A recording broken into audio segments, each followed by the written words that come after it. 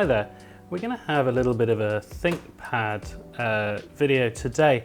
So this is a T42, originally a Windows XP laptop. So what I want to do with this one is to try a few different things out over a few videos with this. And the first part of that today is obviously to see what kind of state this is in. As far as I know about it, it's got Linux on it at the moment, and that's about all I know. It's probably got the original hard drive in terms of RAM, not entirely sure. So what I would quite like to do with it today is to try it on Windows 98 SE and to swap out the old IDE hard drive with one of these. So this is an IDE to SD card. And I'm going to stick in one of these. So it's a 32 gigabyte SanDisk Extreme that we'll try and put in there and see if we can get Windows 98 SE. So this was the last, one of the last IBM models I think that had Windows 98 or ME support. So it'd be interesting trying to get this one to go, see what we can do with it. I think there's going to be a couple of issues straight off the bat that are going to be a bit of a pain in the ass for this from just looking over it initially. So first thing, if we wanted to swap in this piece, and this is where I think we will hit the issue straight off. So let's just lop out the battery.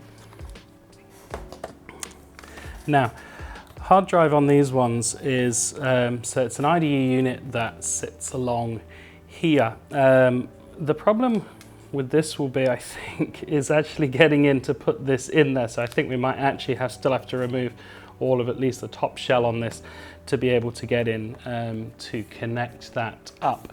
So that's probably the first part, is just to take that out and see what we've got in here. Now, this was a laptop I had no intention of picking up. I got it as part of a bundle of crap, basically.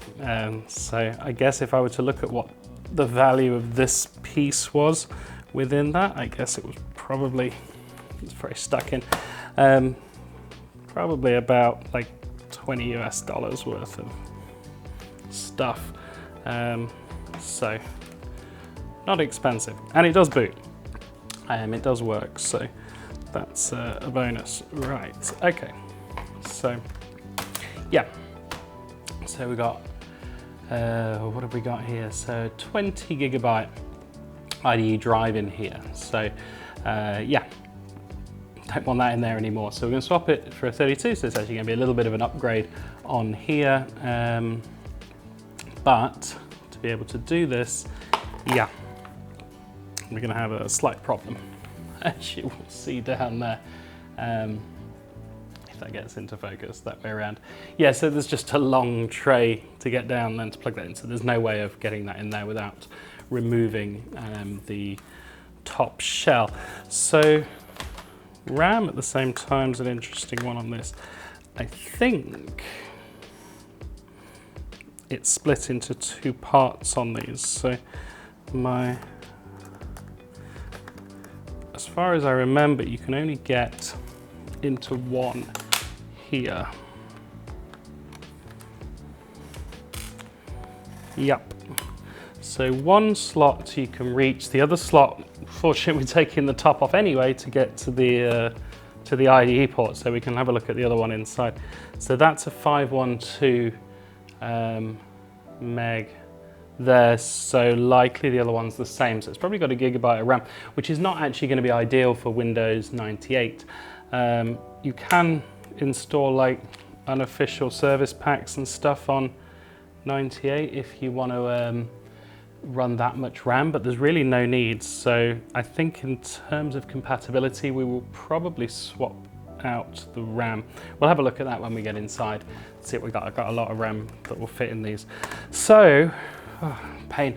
So there's about 1,000 screws now to remove on the bottom of here so that we can get inside the system. So I will probably speed up this video because this is not going to be quick.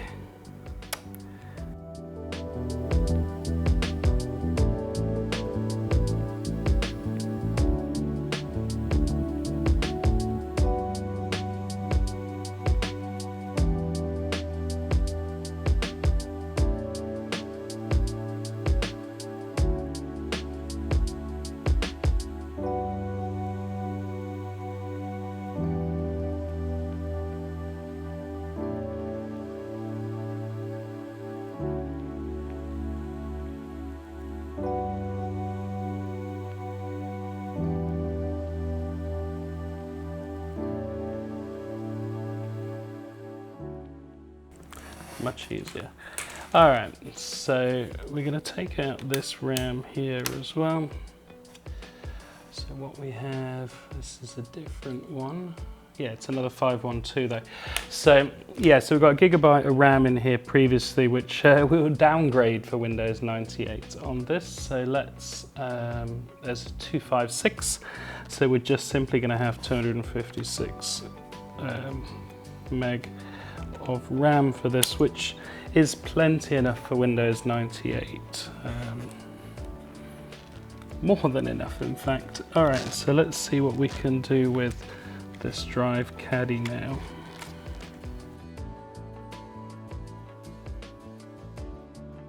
I think long term with this, what might be better actually would be to, I've actually got some other ones of these with full size SD slots on it. It might be better actually to run an SD extender and just 3D print a little slot here. That might be ideal actually for changing different operating systems. So, yeah, it's a little bit tight. Well, that gives us better access anyway. So that came out, okay, so that came out that way round. So this one, yeah, we'll want to go that way.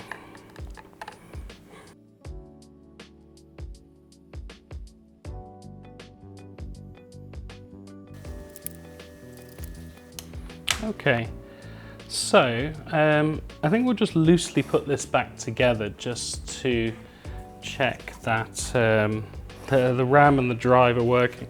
So what I've put on this SD card already, so I've actually formatted it to FAT32 and I've put on it, that's not straight, I've put on it the Windows 98 installable files. Now, it's a bit of a long shot whether or not it'll, so I've actually installed it as a FreeDOS bootable disk and then put the Windows 98 install files on there. Whether that's going to work or not, I don't know. I mean, otherwise we'll install it from CD, but that would be great if we can just boot straight into DOS and then just install from there. This is well out of place. Where did that come from?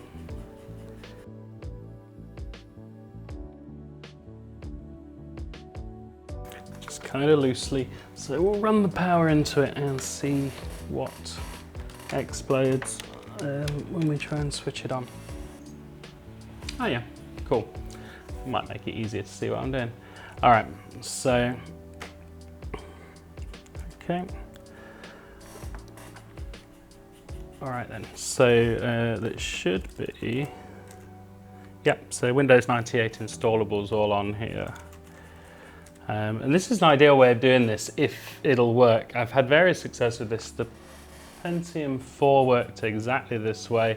The PAL Max behind me, which is a whole other video in itself, did not. So let's give this a blast and see if we can install Windows 98 directly from here.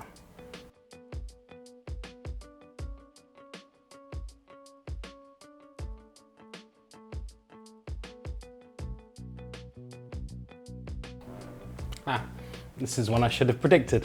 So actually we need to run, if you're going to run Windows 98 set up like this, you need to actually run a couple of flags, I think.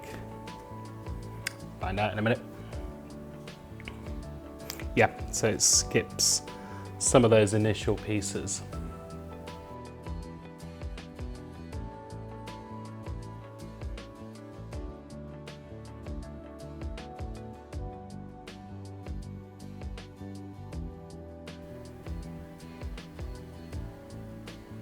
All right, doing the same stupid at the top. All right, let's go to do this from CD. So sorry, the camera just cut out just before, so it was doing some silliness with trying to install straight from the SD card with the files on there. So we've gone to the CD now, it's just easier. So we'll get this started and then I will probably skip ahead in the video.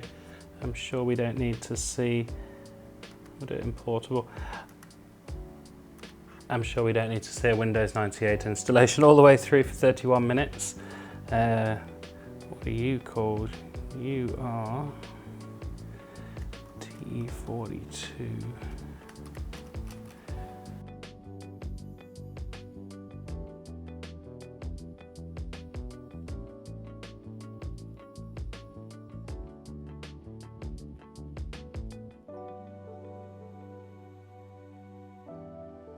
Okay, I think we're about there. So the only thing, I can't get the Wi-Fi to work, but I really don't care. At the moment, it's something I can fiddle with the drivers another time, but I actually don't care at all. So running at 1024 by 768 on the Radeon 9000. So this monitor will go a little higher, but the internal display is 1024 768, so that's all looking good. Delightful treats of Windows 98 on here. Set up MSN internet access. Probably not. Okay, so with everything kind of working, I guess we'll put the screws back in this and then we'll try running some games on it and see what we can do with it.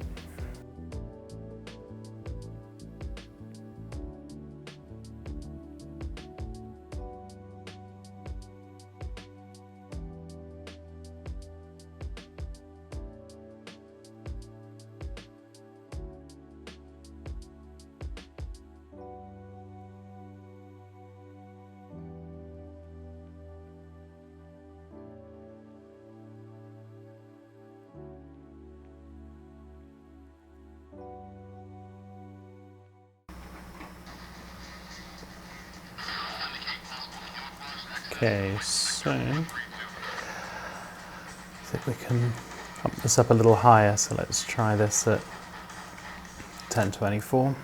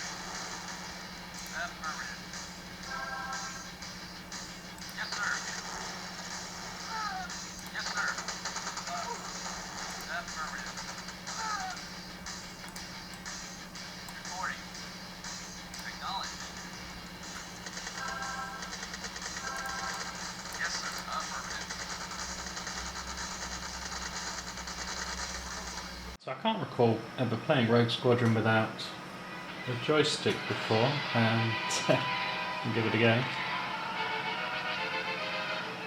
I have to say it was really nice there. I guess the 9000 series Radeon is, sort of Radeon card is quite a bit more advanced than these games were. It was a kind of an XP card, so it obviously runs these superbly well. Ah, it's not the easiest thing to control.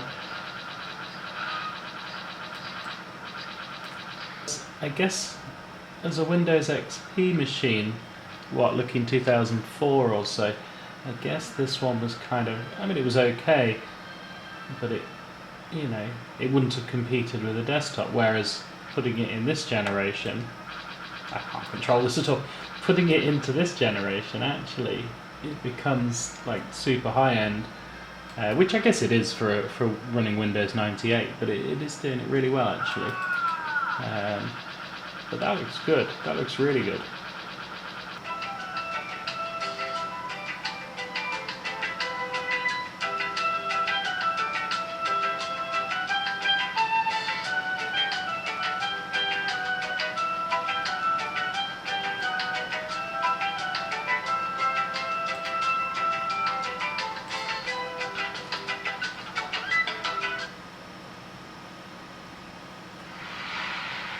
From the personal log of Guybrush Threepwood. Sometimes when it's quiet, I can still hear the monkeys. It's hard to believe that it's only been a few years since I first washed up on the beaches of Melee Island, armed with nothing more than a goofy name and an overpowering urge to become a swashbuckling pirate. I want to be a pirate.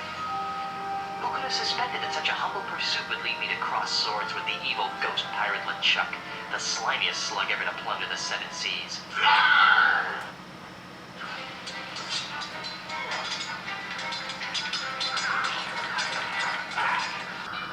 There we go.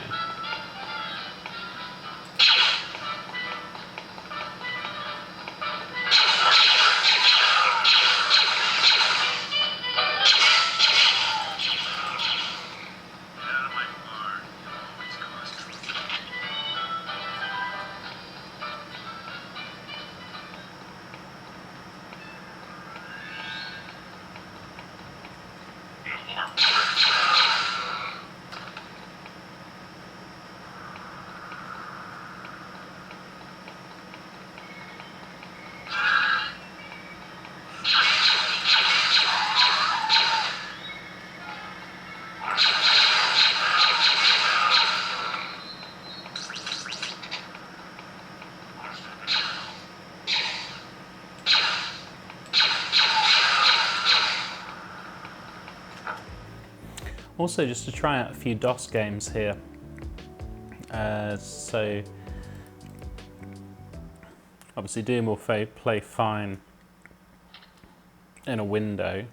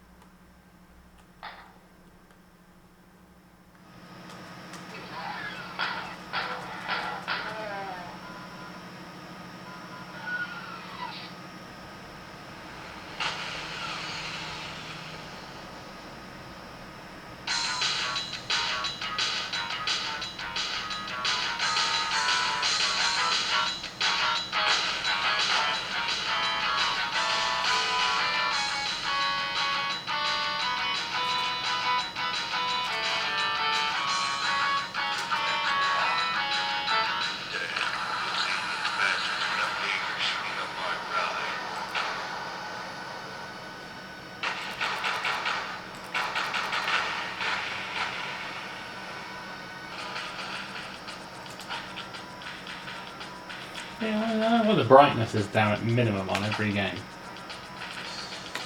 There we go.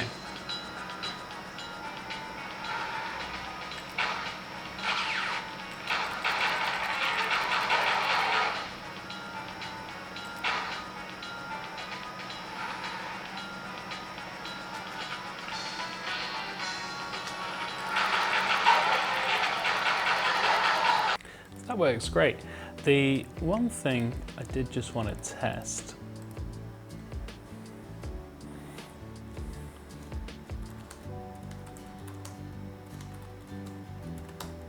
my understanding is that there's no Sound Blaster emulation in DOS on this.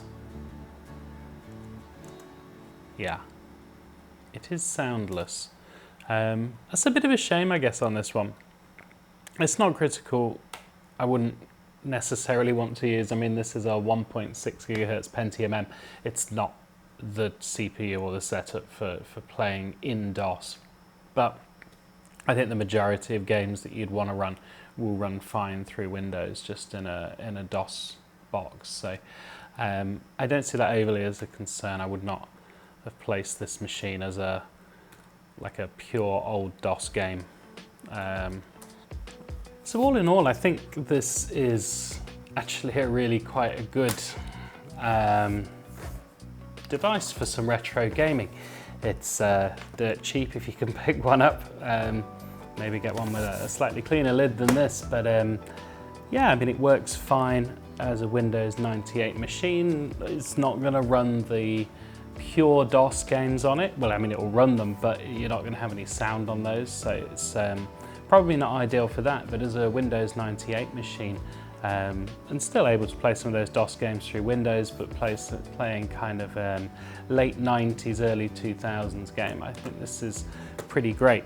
Whether it's better on Windows 98 than on Windows XP remains to be seen, so that's probably something I'll do at some point. Now it's on an SD card instead of a drive, I can just swap that out and set up another SD card with XP on it for this and see if it's a better experience or not. But yeah, I think this is a pretty cool little machine really for very cheap.